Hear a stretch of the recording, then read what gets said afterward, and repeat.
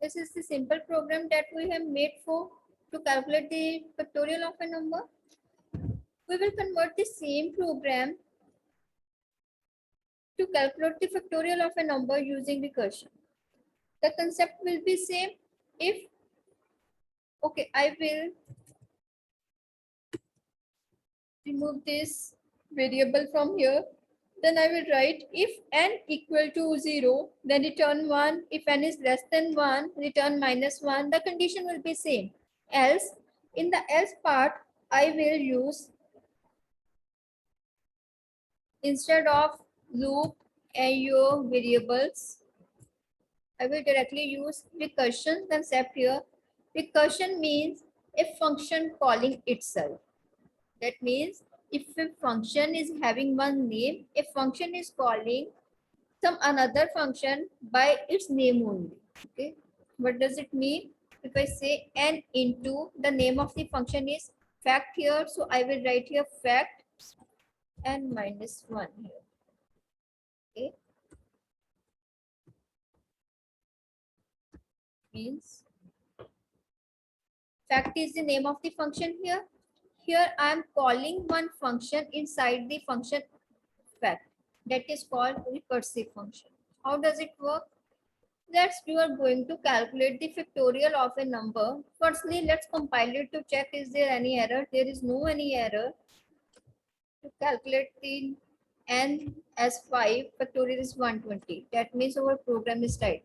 How this program is working? Let's find out the working of this program. I will come here as n equal to 3. Let you have passed the value as 3.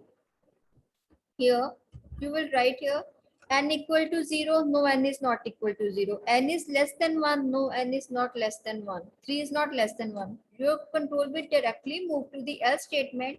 In the else, you will get return 3 into, then you are getting the name of the function of fact 2.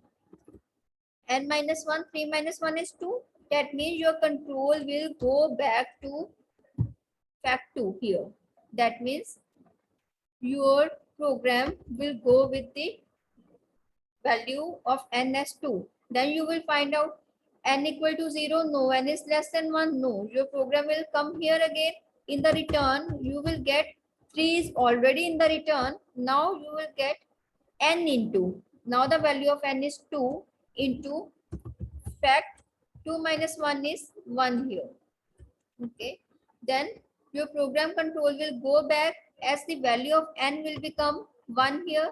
Now it say if n equal to 0, no n is not equal to 0, 1 is not equal to 0, 1 is less than 1, no 1 is not 1 less than 1, then your program will say return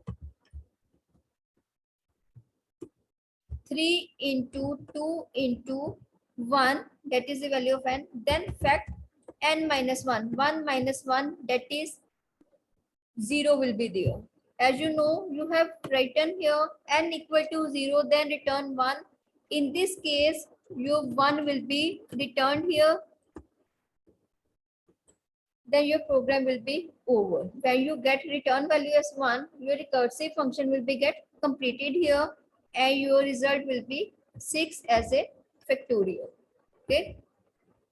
By this way, your recursive function will work.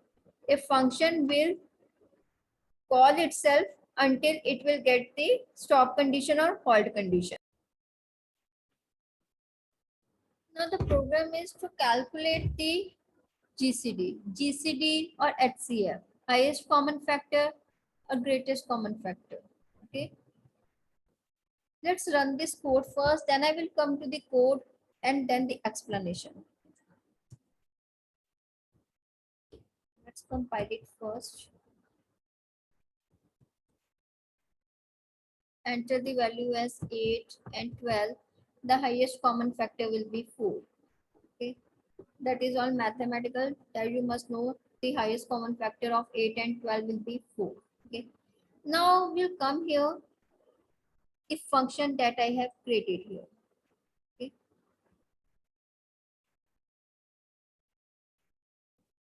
This is the function that I have created. Firstly, the type of the function. Here I have created a function with the category 4 with return type and with two parameters. As I know, one should be dividend, other should be divisor in GCD when you are going to calculate. So I'm passing here two values. As in an example, I passed two values at 8 and 12. Let's take an example here, 8 and 12 here. Then I used one variable as HCF. You can take any name of the variable here. Then there is 4. I will make the for loop explanation here as 4 I equal to 1. This is the major thing that you must consider here. 1 is less than equal to a. 1 is less than equal to 8. 8 is your first variable name that you have given here as int a. Okay. So 1 is less than equal to 8 and there is logical operator here and 1 is less than equal to 12. Both the condition are true. True and true is equal to true. I will write here, this is true condition. Okay. Then there is increment of I. Okay. For the next time, I will consider the I as 2, but for this time, I will consider the I as 1. I equal to 1. Now the condition is true that I have calculated. Then there is post increment in I. Then calculate the GCD here. Now is if I A is that is 8 is modulus I is 1. 8 modulus 1 is equal to 0. Yes, it is true. I will write here true. And 12 modulus 1 is equal to 0. Yes, anything should be divided with 1 will be equal to 0. Okay. True and true is again equal to true. If condition is true, itself HCF is equal to I. The value of I will be here as 1. Okay.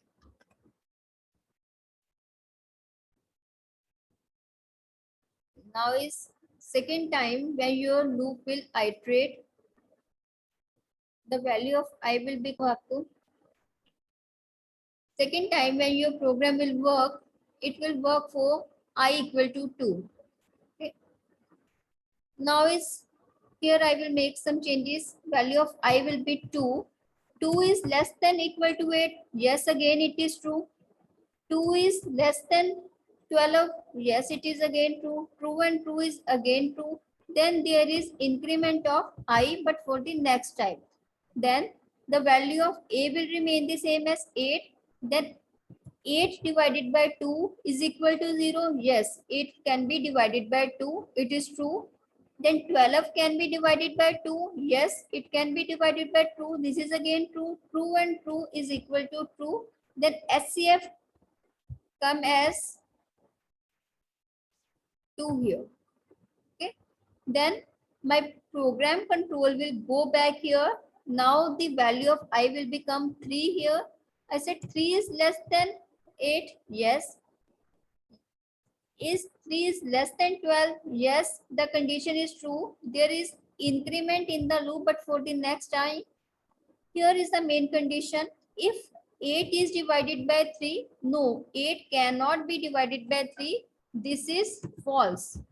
The remainder is not 0. If you divide 8 by 3, the remainder is not 0.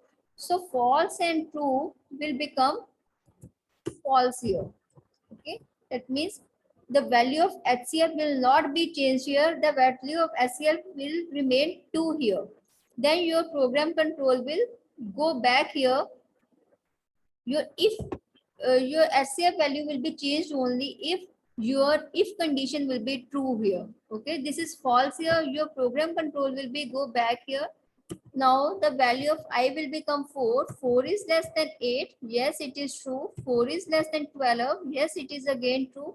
Then there is increment in your I loop. Now 8 is divided by 4. Yes, it is true. And your 12 is divided by 4. Yes, it is again true. True and true will become true. Your SCF value will be changed to 4 here. Or I will write true. Now your value of SCF variable has been updated to 4. Now I will go back to the for loop. The value of I will be 5 here. Now you know any number is divided till its uh, half number. Okay, if I'm taking as 8, the number will be divided till 4. I'm taking 5, 6, 7, 8. Then it is not possible. But I will make one iteration. 5 is less than 8. 5 is less than 12. Yes, it's fine, but its division is not possible. 8 is divided by 5. No. 12 is divided by 5. No. This is false. This is false. This will also become false. The SCF value will not be updated. Now you will check with the 6 here. 6 is less than 8. Yes. 6 is less than 8. 6 is less than 12. Yes. The value of I will be updated as 7. Then 8 will be divided by 6. No. 12 will be divided by 6. Yes, it is possible. But true and false is false. Similarly, by going with all the numbers, you can find out your SCF value will be 4. It will not be get updated. So when you run this program by taking the values as, that's me.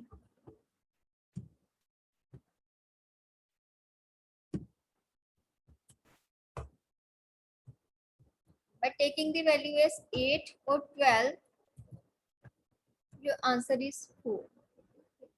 This is the way you will get your answer as 4.